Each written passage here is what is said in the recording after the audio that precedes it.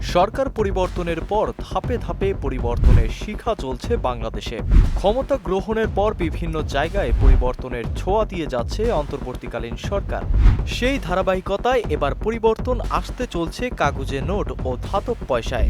স্বাধীনতার পরে ১৯৭২ সালে প্রথমবারের মতো বাজারে ছাড়া হয় ১, ৫, ১০ ও ১০০ টাকার নোট। এসব নোটের প্রতিটিতেই শেখ মুজিবুর রহমানের ছবি ছিল। পরে বিভিন্ন সরকারের সময়ে এর পালাবদলও ঘটে। ১৯৯৬ সালে আওয়ামী লীগ ক্ষমতায় এসে আবারও শেখ মুজিবুর রহমানের প্রতিকৃতি সংবলিত ১০ ও ৫০০ টাকার নোট ছাপে।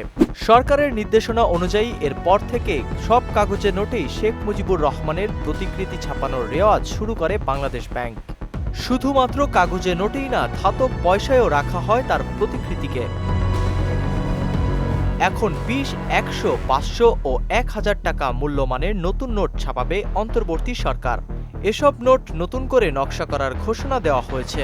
আপাতত এই ৪ ধরনের নোটে শেখ মুজিবুর রহমানের ছবিও থাকবে না। পর্যায়ক্রমে সব টাকার নোট থেকেই তার ছবি তুলে দেওয়া হতে পারে। আর নতুন নোট বাজারে আসতে ১.৫ বছরেরও বেশি সময় লাগতে পারে। অর্থ মন্ত্রণালয় ও বাংলাদেশ ব্যাংকের পক্ষ থেকে জানানো হয়, বর্তমান নকশা থেকে শেখ মুজিবুর রহমানের ছবি সরিয়ে নেওয়া হবে। প্রাথমিকভাবে ৪টি নোট পুনরায় নকশা করা হবে। পরবর্তীতে অন্যান্য নোটগুলোতেও পরিবর্তন আনা হবে বলে জানান কর্মকর্তারা।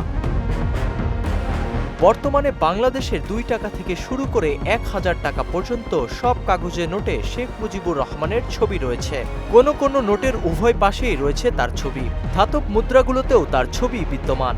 নতুন নোটে কী ধরনের নকশা করা যায় তা বাংলাদেশ ব্যাংকের মুদ্রা ও নকশা উপদেষ্টা কমিটির সুপারিশ গ্রহণ করে দ্রুত সময়ের মধ্যে অর্থ বিভাগকে জানাতেও বলা হয়েছে। নাসিমুল বারী, সৌরভ, মোহনা, ডিজিটাল।